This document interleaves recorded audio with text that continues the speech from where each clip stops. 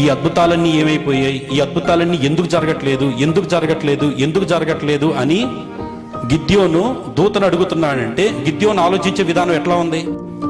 చాటుమున్నాడు, ఇబ్బంది ఉంది, 7 సంవత్సరాలు ఏ అద్భుతం జరగట్లా, 7 సంవత్సరాలు మిద్యోనుల చేతిలో భయముతోటి, బాధతోటి, రకరకాల ఇబ్బందులతోటి సఫర్ అవుతుంది. కానీ గిద్యోను ఆ బాధల గుండా వెళ్తున్నా కానీ, ఆ ఇబ్బందుల గుండా వెళ్తున్నా కానీ గిద్యోను వేటి గురించి ఆలోచిస్తూ ఉండేవాడు?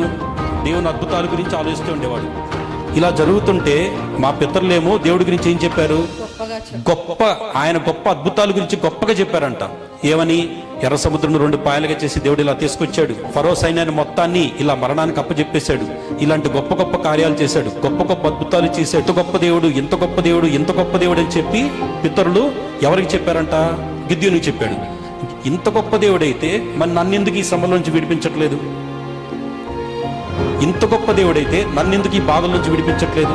అంటే ఆ కాలంలోనే అద్భుతాలు చేసే దేవుడా, ఈ కాలంలో అద్భుతాలు చేసే దేవుడు కాదా? ఇలా ఆలోచించుకునే మనస్తత్వం ఎవరిది? గిద్యోనుది. ఇందుకోసము దేవుని దూత ఎవరి దగ్గరికి వచ్చింది? నువ్వు ఏ బలహీనత గుండాను వెళ్ళు, ఏ ఇబ్బంది గుండాను వెళ్ళు, నువ్వు ఆలోచించే విధానం గనక దేవుని శక్తి గురించి, దేవుడు అద్భుతాల గురించి నువ్వు ఆలోచించుకునే వాడివైతే నీ దగ్గరికి కూడా దేవుడు ఒక మెసెంజర్ని పంపిస్తాడు, నీ దగ్గరికి కూడా దేవుడు ఒక ప్రవక్తను పంపిస్తాడు.